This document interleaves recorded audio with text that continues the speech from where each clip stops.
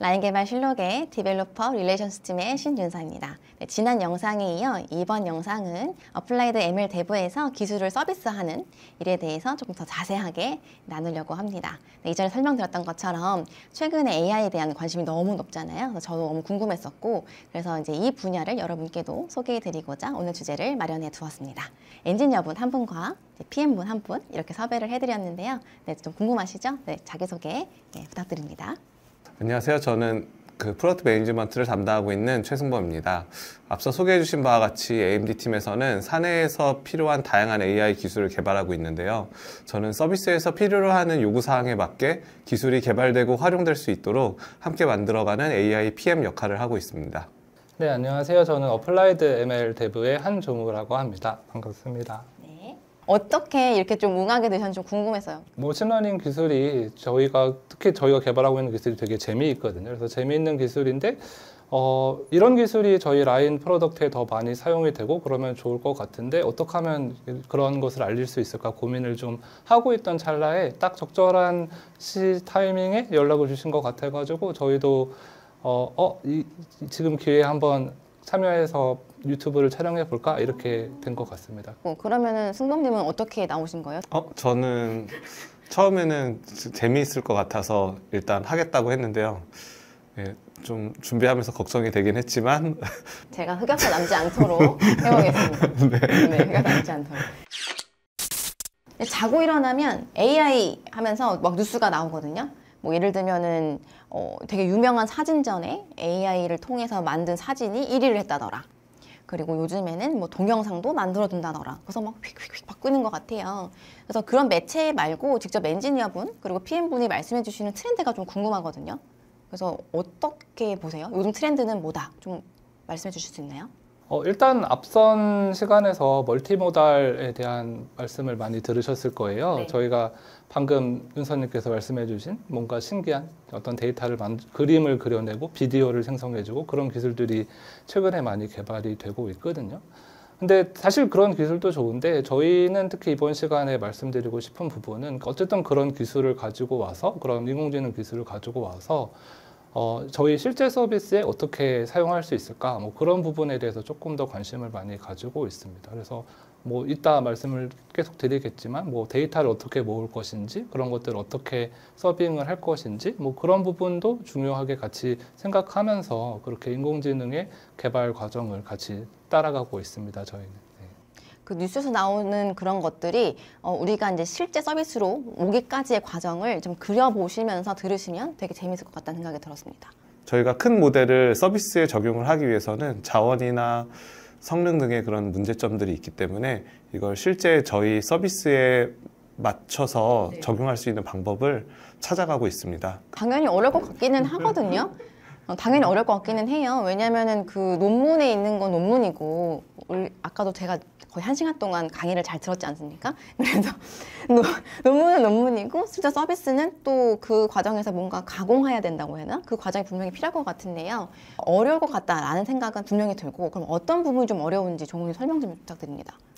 네, 일단은 지금 발표되는 논문들은 아무래도 특정 환경에 어떤 특정 밸리데이션 데이터들을 바탕으로 해서 그 환경에서 잘 동작하는 데이터들을 만들어 가지고 그런 데서 검증을 받아 가지고 이제 실제 발표가 되고 그런 상태입니다. 근데 뭐 뉴스 보셔서 아시겠지만 실질적으로 다른 좋은 회사들에서 만들어 놓은 모델도 사용자들이 사용하다 보면은 이럴 땐 되게 이상한 결과물을 보여주네 뭐 이런 오작동을 일으키는 경우도 많이 있습니다. 그러니까 사실 저희가 사용자분들은 이런 환경에서 이런 모델을 사용하겠지라고 생각을 하고 모델을 개발하긴 하는데 사실 항상 사용자분들의 그 창의력은 저희 개발자들이 그 기대치를 항상 넘어서시거든요. 그래서 저희가 생각하지 않았던 어떤 오류나 에러가 발생을 할 수가 있고 저희는 그런 부분을 어떻게든 최소화할 수 있나? 그런 관점에서 조금 모델 개발을 생각하고 있습니다.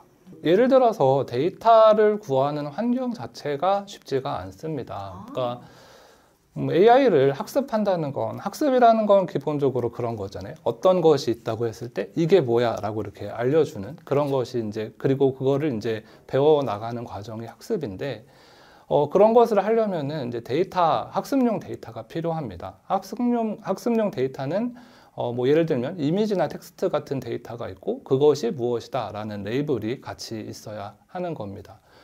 그런데 저희가 실제로 문제가 되는 게 그 데이터 자체는 구하기 쉬울 수 있는데 그 데이터가 뭐야 라고 레이블을 해주는 과정이 쉽지가 않습니다. 그래서 그런 과정이 아무래도 이제 코스트가 많이 들게 됨으로써 이걸 어떻게 잘 해결하느냐 뭐 이런 부분이 좀 실제로 서비스를 런칭하는데 굉장히 중요한 요소라고 할 수가 있습니다. 그리고 또 그런 레이블을 만들어 가지고 이제 한다고 했을 때 사람이 직접 이 데이터는 어떤 거야 라고 쓰다 보면은 예를 들어 어떤 데이터 같은 경우에는 어떤 사람이 보기엔 이건 강아지 같은데 다시 잘 보면은 고양이 같은 경우도 있고 뭐 그런 데이터도 있잖아요. 네, 주관적일 수 있죠. 네, 그런 주관적인 어떤 의견이 반영되다 보면은 네. 레이블이 잘못 레이블 되거나 그냥 단순히 뭐 실수할 수도 있는 거고요. 그래서 그런 데이터들이 같이 생기게 되는데 또 그런 데이터들이 너무 많으면은 그런 잘못된 데이터 때문에 학습이 잘 안 되는 뭐 그런 경우가 발생을 할 수도 있어가지고 데이터를 어떻게 생성을 할지 그리고 생성된 데이터에 대해서 어떻게 잘 리파인먼트를 진행을 할지 그런 과정이 좀 중요하다라고 생각할 수 있을 것 같습니다. 그럼 지금 말씀하신 대로 좀 여러 가지 문제점들이 있잖아요. 그래서 이런 문제를 해결하기 위해서 좀 기존에 나와 있는 해결책들이 좀 있지 않나요? 네, 맞습니다. 되게 잘 알고 계시네요. 전통적으로 세미 슈퍼바이즈 러닝이라든지 뭐 퓨샷 러닝 같은 방법들이 많이 적용이 됐습니다.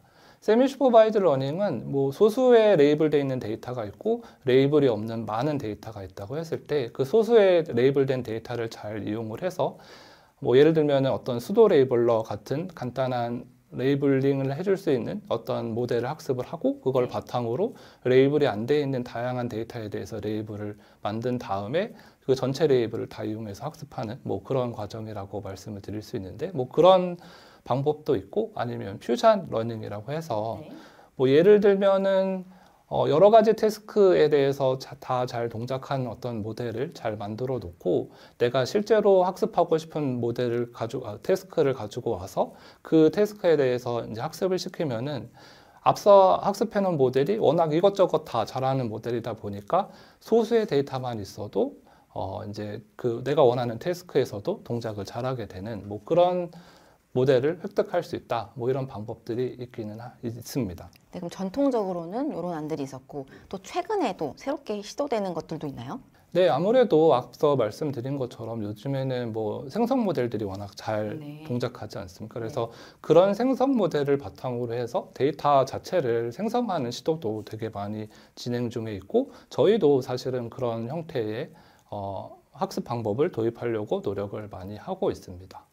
근데 물론 이런 방법도 현재 만능의 방법은 아닌데요. 그러니까 왜냐하면은 사실 아시다시피 생성한 데이터는 아무래도 실제 데이터랑은 조금의 차이가 있게 마련이거든요. 그래서 그런 차이 때문에 특정 데이터에서는 되게 동작을 잘 하는데 실제로 저희가 서비스를 했을 때 동작이 잘 안 되는 경우도 간간히 저희가 테스트하면서 발견하기도 했었거든요. 그래서 실제 데이터와 생성된 데이터 간의 차이를 잘 없애는 그런 방법에 대해서도 저희가 같이 연구를 진행을 하고 있습니다. 네. 그럼 저 하나 궁금한 거 있어요. 아까 뭐 이 데이터를 라벨링 한다라고 하셨는데 그럼 전체 학습이라는 그 틀 안에 라벨링이 들어있는 건가요? 학습은 뭐고 라벨링은 뭐지? 처음 보시는 분들은 헷갈릴 것 같아서요. 네, 아까 말씀드린 대로 학습은 어떤 어떤 대상이 무엇이다라는 것을 이제 머신에게 알려주는 과정이 학습이라고 할 수 있고요. 그것을 하기 위해서 이 데이터는 무엇이다라고 이제 정의해주는 과정이 레이블링이라고 할 수 있을 것 같습니다. 그래서 레이블은 뭐 그라운드 트루스라고 얘기하기도 하는데요. 어쨌든 저희가 학습을 하기 위해서 이 대상이 무엇이다 이렇게 표시하는 작업이라고 생각하시면 될 것 같아요. 네. 설명해 주셨는데 잘 모르다 보니까 궁금했어요. 그럼 최근에 이제 다른 방법들도 하신다고 했는데요. 추가적으로 또 뭐 말씀하실 거 있나요? 네, 비전 랭귀지 모델이 되게 중요한 모델인데요. 그러니까 예를 들면은 비전 랭귀지 모델은 웹에서 다운받은 알트 텍스트라는 이미지를 표현해주는 간단한 텍스트와 함께 이미지가 페어로 저장이 되어 있는 그런 데이터셋을 이용해서 학습을 주로 하게 되는데요. 엄청나게 많은 이미지와 엄청나게 많은 알트 텍스트가 적용이 되기 때문에 네. 이미지에 대해서 좀 다양한 특성을 다 배우게 돼요. 그러니까 예전에 좀 전통적인 방식에서는 저희가 정해져 있는 클래스를 주로 학습을 시키거든요. 그래서 뭐 이미지넷 뭐 컴피티션 같은 데서 나왔던 태스크 같은 경우에는 뭐 클래스를 1000개 해가지고 1000가지의 클래스를 학습을 시켰는데 네. 그게 벌써 12년 전인데 그때만 하더라도 그게 1000개나 되는 클래스를 학습할 수 있단 말이야. 뭐 이런 식으로 되게 어려운 문제가 되었는데요. 네. 이제 저희가 사용을 하려다 보니까 요즘에는 1000개로도 표현하고 싶은 게 너무 부족해. 이렇게 되는 경우가 네. 많이 있습니다. 그래서 기존에 저희가 크롤링한 알트 텍스트 같은 거를 이용을 해가지고 학습한 모델 같은 경우에는 제로샷이라고 불리우는 그 모델로서도 활용을 할 수 있게 되거든요. 그러니까 이미 알트 텍스트 그 안에 워낙 많은 단어들이 포함되어 있다 보니까는 어떤 이미지가 들어왔을 때 저것은 뭐야 라고 했을 때 예를 들어서 브라운 이미지가 있다고 했을 때 브라운과 코니 이미지가 있다고 했을 때 해당 그림을 보여주면 그 학습된 모델에게 해당 그림을 보여주면서 이것은 무엇이지? 라고 하면은 브라운과 코니라고 아마 말할 수 있을 거고요. 네. 이것은 어느 회사의 그 마스코트지? 라고 했을 때 라인이라고 잘 아마 설명을 해줄 수 있을 것입니다. 근데 이렇게 되는 것이 저희가 근데 물론 학습할 때 그런 장면을 하나도 명시적으로 주진 않았지만 어쨌든 저희가 모아놓은 데이터에 그런 클루들이 잘 녹아져 있기 때문에 실제로 이제 저런 모델로서 동작을 할 수 있게 되는 거고 마찬가지로 이런 비전 랭귀지 모델을 이용을 하면은 뭐 다른 레이블을 생성하거나 할 때도 조금 더 효율적으로 생성할 수 있는 특징도 있기 때문에 저희가 또 이런 특징을 잘 이용하려고 노력을 하고 있습니다. 모델 개발 이런 것들도 좀 궁금합니다. 그래서 모델 개발에 대해서 좀 말씀해 주실 수 있나요? 네, 최근에는 새로운 기술들이 많이 공개되어 있고 모델들도 많이 공개되어 있기 때문에 저희가 이런 것들을 활용할 수가 있는데요. 네. 특히 여러 가지 태스크에서 소타를 달성한 모델들이 많이 나와 있어서 이런 것들을 쓰면은 굉장히 새로운 것들을 많이 할 수 있어요. 하지만 실제 서비스에서 요구하는 요구사항들은 이것과 좀 다르기 때문에 저희가 좀 많은 노력들이 필요합니다. 네, 지금 말씀하신 대로 소타 이렇게 하셨는데 소타가 뭔지 궁금합니다. 공개되는 논문이나 기술에 많이 언급되는 단어인데요. 그 스테이트 오브 더 아트의 약자로 현재 그 분야에서 최고 수준의 성능을 보이는 것을 증명했다는 것을 의미합니다. 이런 소타 알고리즘을 사용하게 되면은 저희가 이미 어느 정도 검증된 우수한 모델을 만들 수 있다고 볼 수 있습니다. 하지만 그 서비스에서 실제 요구하는 요구사항이나 해결해야 될 문제는 더 복잡하고 다양한 상황에서도 높은 성능을 필요로 하기 때문에 한 개의 모델로는 해결할 수 없는 경우도 있고 경우에 따라 다양한 모델을 조합해서 문제를 더 잘 해결할 수 있는 경우들이 있습니다. 지금 말씀하신 걸 들어보니까 결국에 서비스의 어떤 요구사항들을 잘 정의해서 해결책을 만들어가는 게 중요해 보이는데 맞나요? 네, 맞습니다. 네. 또 한 가지 또 중요한 것이 데이터에 대한 준비인데요. 네. 실제 사용자의 문제에 맞으면서도 라이선스와 프라이버시 문제가 없는 이런 것들을 고려한 데이터를 확보하는 것이 중요합니다. 그 라인에서는 저희가 이제 데이터 플랫폼뿐만 아니라 안전한 데이터가 사용될 수 있도록 프라이버시, 법무, 오픈소스 분야에서 이에 대한 검토를 지원받을 수 있어서 저희가 이런 과정을 원활하게 진행할 수 있습니다. 그러면은 여기까지 설명을 잘 들었는데 종우님 모델 개발 프로세스 실제로 어떻게 하고 있나요? 네, 저희 모델 개발 프로세스는 일단은 서비스가 어떤 것인지 그 서비스의 요구사항을 잘 파악하는 데부터 시작을 합니다. 그래서 일단 서비스에서 어떤 것을 요구하는지를 정확하게 잘 파악을 한 다음에 어떤 정확도 그리고 어떤 속도로 동작하는지 그리고 서비스할 모델이 실제로 사용자들이 얼마나 많이 이용하는 모델인지 이런 것들을 파악해가지고 저희가 어떤 기술을 적용할 수 있을지 뭐 이런 것들을 먼저 구상하는 그런 과정을 가집니다. 그래서 그 실제로 저희에게 서비스를 의뢰하시는 분들과 이런 부분을 잘 협의하는 일을 특히 저희 승범님께서 아주 잘 수행해주고 계십니다. 다음 과정은 저희가 이제 데이터를 준비하는 과정이 필요합니다. 그러니까 앞서서 제가 설명해 드렸듯이 이제 실제로 기존에 다양한 모델들이 많이 있는데 그 모델들이 항상 실제 서비스 데이터에서 잘 동작하는 것은 아니기 때문에 저희가 사용하는 서비스가 어떤 데이터를 주로 들어오는지 뭐 이런 것들을 잘 분석하는 과정이 필요하고요.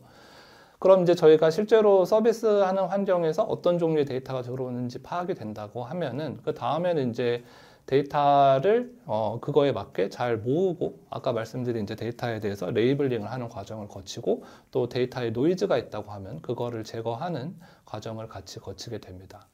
그렇게 해서 이제 학습에 사용할 모델을 잘 준비하게 됩니다.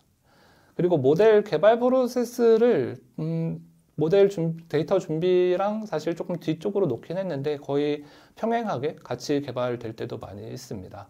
방금 또 승범님께서 잘 소개해 주신 것처럼 일단은 모델 개발을 시작하게 되면은 먼저 현재 이 분야에서 어떤 모델들이 소타를 찍고 있는지 그것을 먼저 조사를 해보게 됩니다. 그래서 특정 소타를 확인할 수 있는 사이트를 확인하거나 혹은 최근에 발표된 컨퍼런스 논문들 뭐 이런 것들을 확인을 하면서 어떤 모델이 저희 문제에 가장 적합한 모델인지 그런 것들을 뭐 성능이나 속도 이런 트레이드오프를 잘 파악해 가면서 이제 적절한 후보군 모델들을 선택을 하게 되고요. 그리고 이제 저희가 확보한 실제 데이터에다가 한번 적용을 해보게 됩니다.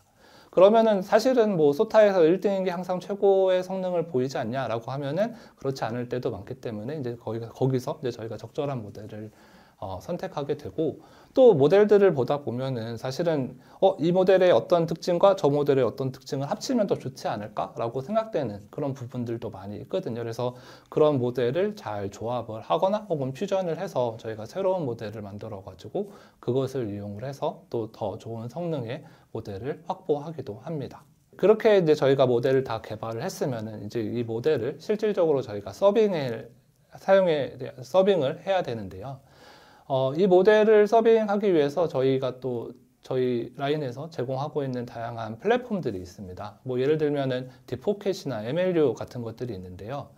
딥포켓은 GPU 기반의 컨테이너 플랫폼입니다. 그래서 모델의 사용자가 쉽게 모델을 업데이트할 수 있는 그런 인터페이스를 제공하고 있고요. 또 다양한 트래픽 상황에서도 동작을 잘 할 수 있게 하는 그런 서빙 환경을 제공을 하고 있는 플랫폼입니다. 그래서 저희가 개발한 모델은 주로 이런 딥포켓 같은 플랫폼을 이용을 해가지고 모델로 만들어져서 이제 실제 서빙을 하게 됩니다.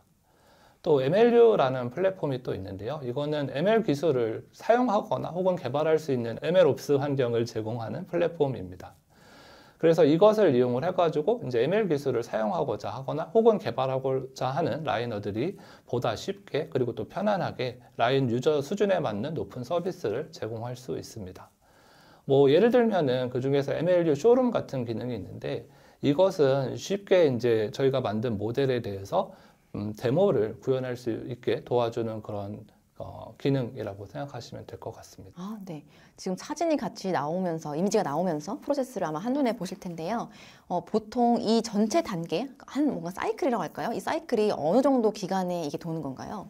그것은 이제 실제로 이제 서비스 요구사항을 얘기하면서 그때 같이 얘기하게 되는데요. 사실은 많으면 많을수록 좋거든요. 그러니까 사실 특히 뭐 데이터도 더 철저히 준비하고 모델 개발도 더 좋은 모델을 만들면은 좋기는 한데 그러면은 한도 끝도 없이 길어질 수도 있고 그런 상황이 돼서 필요에 따라서 적절하게 특정 부분을 조금 축소한다거나 뭐 그런 식으로 서비스 요구 사항에 맞게 저희가 개발을 하고 있습니다. 총 4단계로 이렇게 나눠주셨는데 보통 뭔가 바틀렉이라고 해야 되나? 가장 좀 힘드신 부분이 어디예요?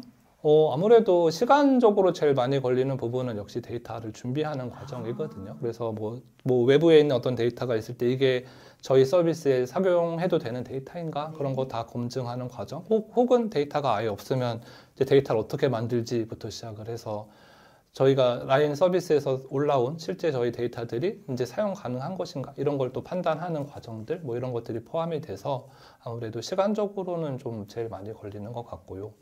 난이도는 실제 이제 모델 개발하는 부분, 뭐 그런 부분이 아무래도 좀 시간이 많이 걸리는 것 같습니다. 이게 사람 마음 같지가 않아서 항상 소타에 있는 어떤 알고리즘을 가져와도 실제로 서비스에 적용했을 때 성능이 기대치에 많이 못 미치는 그런 경우도 많이 발생을 하거든요. 그래서 그랬을 땐 이제 또 눈앞이 깜깜해지고 그러지만 어쨌든 어떻게든 되게 길을 잘 찾아내야 되는데 그 부분이 스트레스를 제일 많이 주는 부분인 것 같습니다.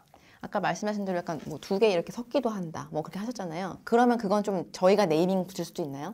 당연히 저희가 어떤 특정 모델을 개발했다고 한다면은 네, 네이밍 할 수 있죠. 네. 그래서 저도 제 이름 붙은 모델을 만들어 보고 싶은 꿈이 있었는데 뭔가 별자리 찾기 같은 있었는데. 느낌도 있고. 아, 네, 그렇죠. 그리고 사실은 모델 개발 프로세스를 설명해 주셨는데 한 번에 끝나는 경우는 사실은 많지 않습니다. 그래서 모델을 만들고 서비스에 전달을 하면은 그것으로 끝나는 것이 아니라 사실은 중간에 모델을 실험하고 그 결과를 공유하고 이제 서비스와 그 컨센서스를 맞춰야 된다고 말씀드렸잖아요.